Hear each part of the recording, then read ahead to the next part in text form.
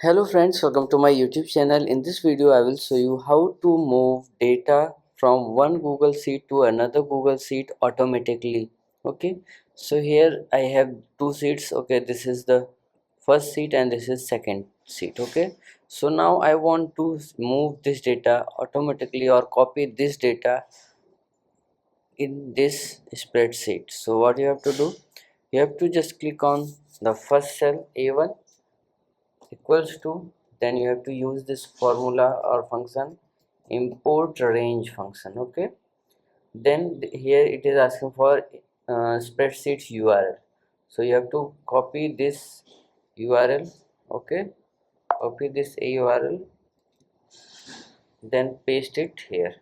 Okay, so before, after bracket open, you have to just add one thing, inverted comma. Okay, and after the link you have to add inverted comma close, then comma. Now it is asking for range string, so we have to enter this sheet name. So sheet name is sheet 1. Okay, sheet 1, then you have to use this hyphen. Okay, mark.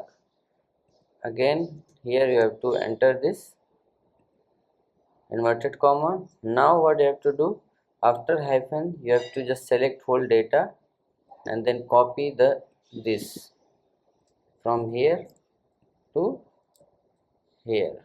Okay, now inverted comma close and bracket close. Now enter. So now when you click on enter, you will see this is reference error. Now after reference error, here you will see you need to connect this spreadsheet, so you have to click on allow access. Okay, so when you click on allow access, you will see the data has been moved from that sheet to here. Okay, you can also, if you update anything here in this, if I update this Gavava to Gavava 1, you will see after saving this data, you will see same changes will happen here.